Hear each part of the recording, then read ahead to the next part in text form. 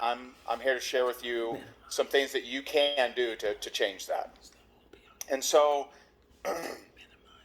when real estate started going down, I just want to share with you some of the, a little bit of the story here for you. But when real estate started going down, I wanted to ignore it.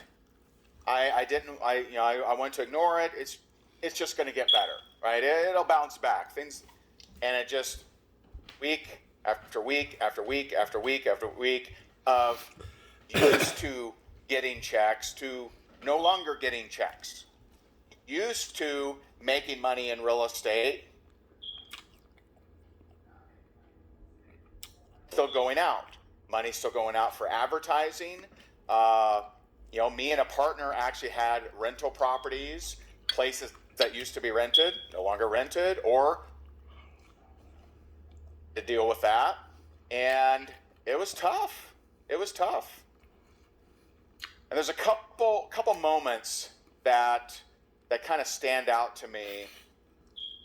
One, I had gone from successful in real estate to going through a divorce, losing everything. Had my partner jump back. He jumped out of the business, went back to a job. Probably a smart move at that point. And I'd gone through a divorce, and here I was living on my buddy's couch. And he had this, don't be offended, but he had this hot dog, right? Dalmatian? What are they called? Dachshund. Dachshund? Dachshund. People answer me in the back. Got a great team here. Great team. Had a Dachshund that every morning would attack me on the couch. And I'm an early riser, but he would attack me too early. And so, it just sucked. And it was hard not to think about how things used to be. It was hard not to think about, how things used to be great. And, the only thing worse than not making money is make a lot of money, then not make money. Now, if you're just used to ramen noodles and you're just like, oh, another day, right? Another day of ramen noodles. But if you're used to filet, then ramen noodles, it's a little bit different experience. It sucks. And emotionally, I remember I went up to Michigan. I know Shalene's from Michigan, but I went up to Michigan for a wedding, and I remember going to my buddy's wedding and being in the rehearsal dinner. And it just, because at that point, not only was I divorced, but I'd also been engaged, disengaged. I don't know if that's a term. I feel like it is. But I'd been engaged, disengaged, divorced. And I'm in this rehearsal dinner, and I'm just looking around, and I'm like, man, my finances suck. My career sucks. I'm not happy. And my relationships suck. And something that was very much unlike me back then was I left that rehearsal dinner early and just went back to my room and just cried. Because I felt like I had absolutely nothing figured out. Literally nothing to look forward to. Everything to me was doom and gloom. Everything to me was negative. Every tomorrow was going to be worse than today. That's how I saw it back then. I talked a little bit yesterday about reconnecting with my dad and how that did create a new space for me. And I'm very grateful for that. It did create me taking action, me moving forward on going to an event, getting that repair relationship with dad was on a to-do list with no priority, but was important, and taking action on that created new space. But where did it go from there? And so July 15th, 2009, buddy of mine invited me to a home meeting, and at that point, I had sworn off network marketing because, and I don't know how many of y'all caught how much of what Shalene was saying are things that maybe a little bit different language, but are marketing things we teach all the time. Did you guys catch that? Not using your company, raising curiosity, not giving all the details, not showing the label full, right? Those are so many of those points we teach in the 14-day challenge. The reason I had vowed I was not going to do network marketing ever again is because I'm a marketer. I understand marketing. I have studied marketing a lot, and every experience I had had up to that point in network marketing as an actual marketer was negative, because I would do this thing, it would work, leaders would be mad, that's not the system. Because nowadays, you're pretty free to connect with people on social media. Really wasn't. You're doing videos, they're going, that's not duplicatable, because we were before our time. And so I had vowed, I don't want to do any network marketing.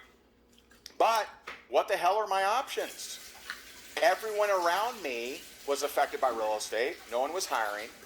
My credit is toast, right? Oh, terrible. In foreclosure. No one's hiring.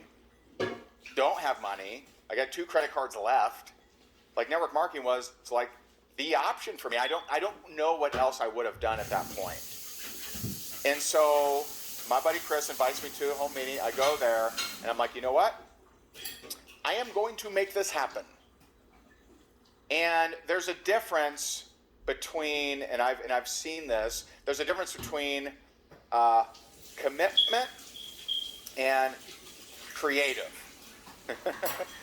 So when I made a commitment that I was going to do a video a day, it wasn't hinged on if I come up with a topic. It wasn't hinged on if I can think of a good idea, if I have good lighting, if I feel good that day, if I find a good background. No. Commitment is I'm going to do it no matter what. No matter if it's raining outside, no matter if I don't have internet, no matter if my tummy hurts, no matter what the hell is going on, I'm going to do it. So on July 15, 2009, I vowed to start doing a video a day, and I've never stopped because I'm a lunatic. I'm nuts. I'm nuts. To me, it represents impact. It represents putting value into the marketplace. It represents possible connection. Because I don't know. This morning I did a video about, I don't even remember what it was about. I knew at the time, I promise. But I did a video today, and what if that's the video that my next rockstar client happens to see? What if that's the video that an executive at a network marketing company sees and says, we got to get this guy to train our field? But what if that was the day I took off? What was the day? That was the day that I'm just like, phooey. What does it matter if I miss a day? So what? So what? I did an event all day yesterday, and I'm going to do it all day today. I don't need to do a video. No, I did a video. I did one yesterday, and I did one for the last 11 years. Okay? And so I vowed, I am going to make this work. There are 3 things that I did. 3 things. I've told you one of them. Video a day. Now, Shalene did a great job talking about raising curiosity. Talking about how many times did she say, what's in it for them? How often do we say that? We say it all the time. It wasn't, because think about it. Here I am in foreclosure, $1 million in debt, chased by bill collectors, being made fun of by my real estate friends, which is ironic because they didn't have anything going on, but they didn't like that I was doing network marketing. Like, oh, yeah, network marketing, right? Being made fun of, chased by bill collectors, dead broke, foreclosure. What exactly am I going to brag about? What awards am I going to show? I had to focus on them. See, there should be freedom in learning real marketing because you get to focus on them. You don't have to focus on you. What's in it for them? So what can you do to add benefit to them? And the easiest, the simplest is education. We teach a process called ILT. Many people have heard this: invest, learn, teach. And I have learned to really take the genie fully out of the bottle, that there's two more components to fully maximize it. And it's ILTEE. Invest, learn, teach, execute, edify. If you want to fully just get all the juice, you want to get all the juice out of learning, do ILTEE. Invest your time, possibly money, to learn something. You teach it through video or through posts or through writing if you're an amazing writer. You execute on what you learn, then you edify where you learned it from. Why do we feature so many 100K Inner Circle members? Because they ILTEE. They invested their time and money. They learned some things. They're teaching it by going out there and marketing. They're executing on it, getting new results, and they edify the program. Why wouldn't we? That's a really simple process. And it works at all levels. Works at all levels. Why is it that, Grant Cardone had me on his stage last year? Because I ILTEE. That's why he had it. I dropped $100,000 for 6 hours with Grant. I've currently used 3, maybe 4. I've even used all 6. I've gotten major value. He has helped our business. He's helped us think about business differently. He didn't tell me, hey, Ray, do this one strategy. Do this one thing right here. That's going to... No. He taught me how to think differently. So we thought differently. We showed up differently. Business grew. Totally worth the investment. Worth 10x the investment. Okay? But because I I executed and I edified and said, yeah, Grant taught me this thing, helped me make some extra money. He's amazing. Totally worth it. I need to showcase this guy. That's how it works. Okay? But let's get back to the story. So there are 3 things that I did, and many of you have heard this, but 1, video a day. Because, you know why? Here's the truth. I hated prospecting. I still hate it. I hate prospecting. I hate reaching out to someone, hey, I hate prospecting. But I needed to put food on the table, so I did. But I dreamed of a day where people would reach out to me. So let's talk about that a little bit. So here I'm doing these videos. So July 15, 2009, do a video. 16th, 17th, 18th, 19th. Fast forward 3 months for sure, nothing. Okay, how many have done 90? I know there's a couple of you, right? Let me just say this. Very few people have done 90 videos with no results and just continue doing them. There's a few of you. I know a few of you because I'm watching you. You're consistent. You're showing up. We got to tweak a couple things, and you'll start getting more results. But very few people do 90 videos in their career. I did in 3 months. The end of month 4, I get a message from someone. We get on the phone. Long story short, he ends up becoming my number 1 earner. Saw my video. Connected with me. We had never met before. I didn't know him, didn't know me. Saw my video. Ends up in the next 90 days from the 5th month, he put in 290, I believe, personal reps, built a team of well over 10,000, became my number 1 earner. But guess what? I didn't just do 5 months of videos and just be like, man, I really hope they start reaching out soon. Man, God, it'd be great if they reached out today. Well, just wait till tomorrow. Maybe tomorrow will be the day. No, I didn't have time to just sit around. So step 1, video a day, because I dreamed of a day where they would reach out to me. Number 2, I'd read a book called Go for No. I'm like, you know what? This makes sense. Makes sense. And here's what's interesting about this, because some leaders mainly, influencers mainly, will argue the Go for No concept. They'll say, I don't like Go for No. Because they have what we call influencer privilege. I remember I was at a company training, actually, and the guy gets up and he says, I recruited the first 60 people I talked to, and here's what I said. And everyone's like, oh my God. What was the third word? Oh, because they thought it was some magical incantation that hypnotized people or something. Had nothing to do with what he said. If you recruit 60 of 60, it's because you have massive influence over those 60. And if you want to get real and talk to people that you don't know, you don't go 60 for 60. And if you want to be duplicatable, you would never tell your team that you went 60 for 60 unless you want them depressed, right? Anyone encouraged? You hear someone went 60 for 60? Anyone like, oh man, that's awesome? No, because you didn't go 60 for 60. You're like, what's wrong with me? Damn, I suck. Thanks for pointing that out, right? And so I read a book called Go for No. I'm like, you know what? This makes sense to me. I'm going to go for 20 no's a day. Before my head hits a pillow, I'm going to get 20 people to tell me no every single day. That's what I'm going to do. Because to me, I wanted, and I didn't know this language at the time, but actually Mark Hoverson helped me like really understand this language. What I wanted was I wanted a daily routine that made success inevitable. Isn't that what we want? Right? And I realize some people have this a little warped. They want success fast. They want success quick. I need it tomorrow. And I'll have people message me, Ray, man, I really need to make $10,000 before next week.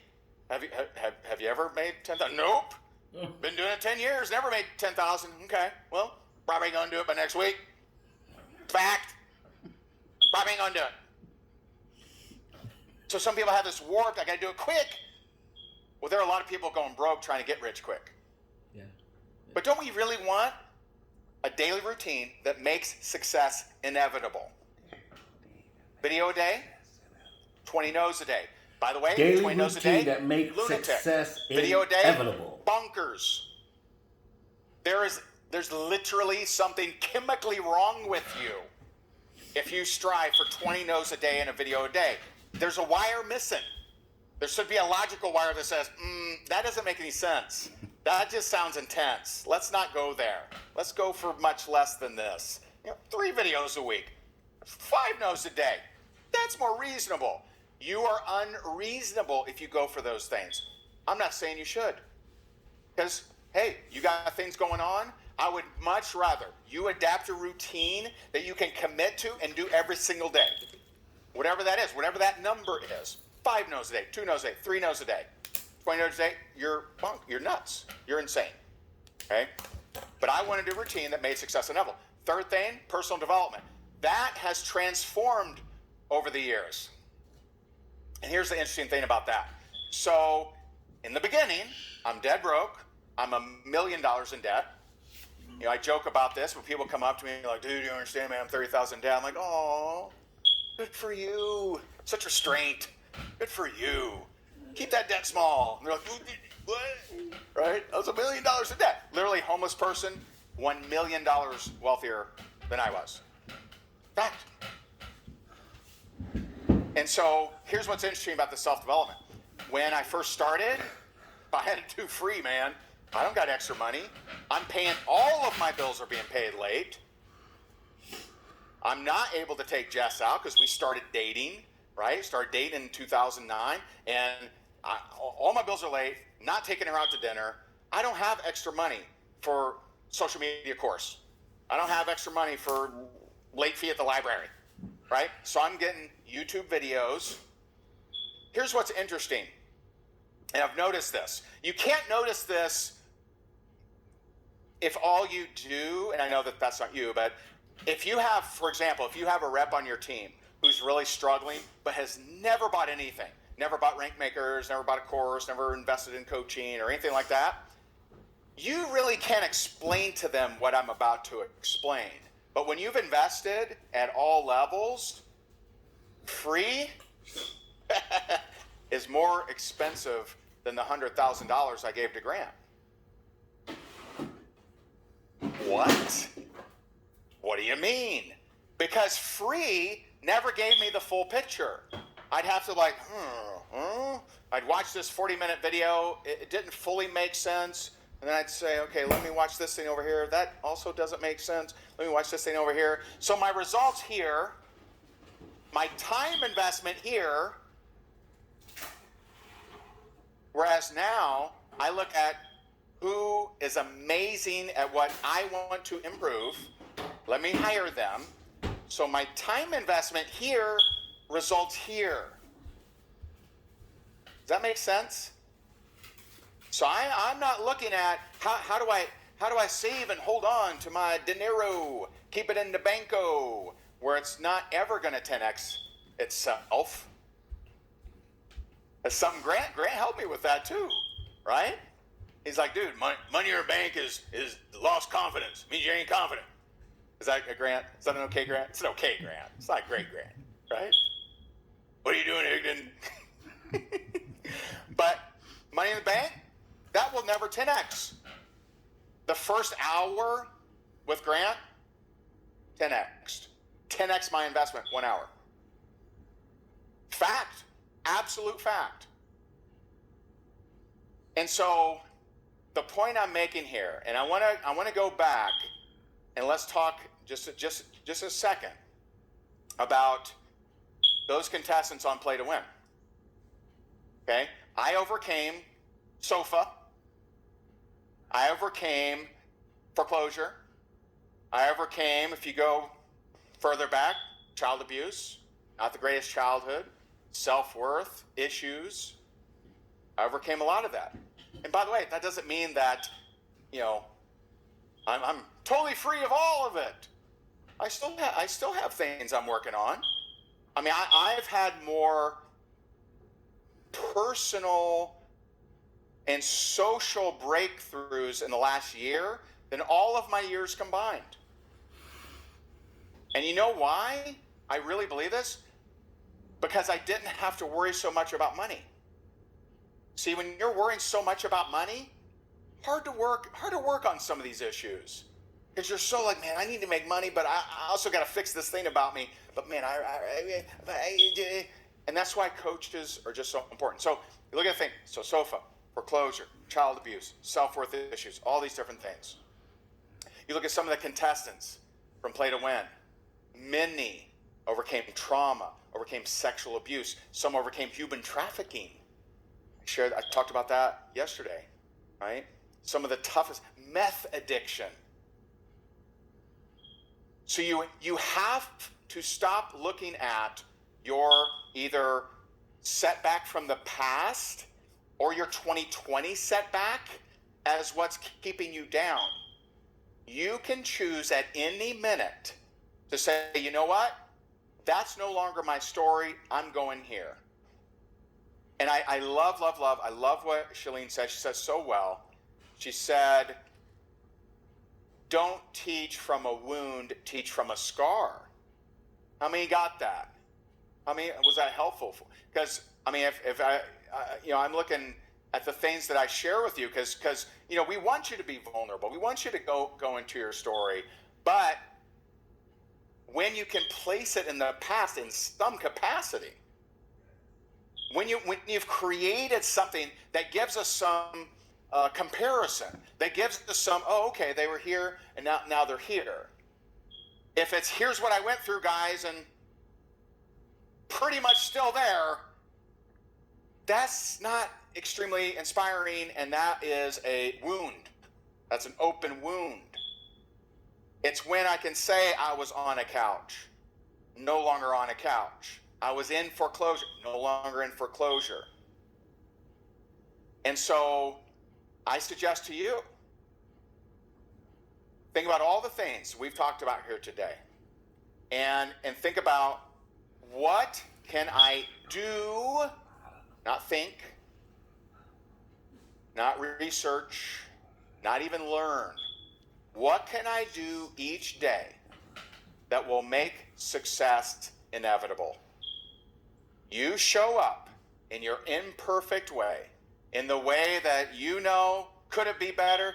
Literally every single thing that we do could be better. And you know what? I believe, maybe I'm biased, I believe every year we do get better. You know, here we are. Last year was an amazing event.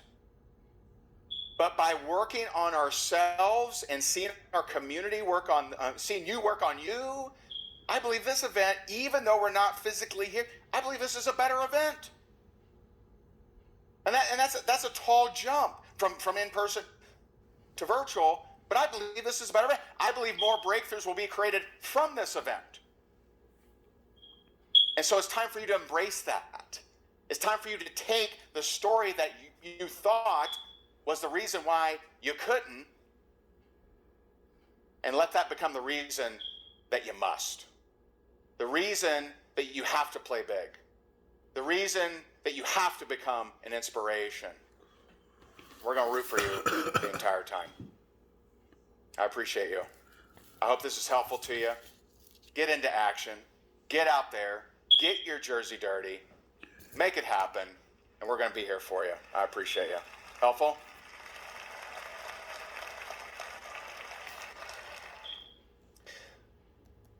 Speaking of comebacks, we're going to roll right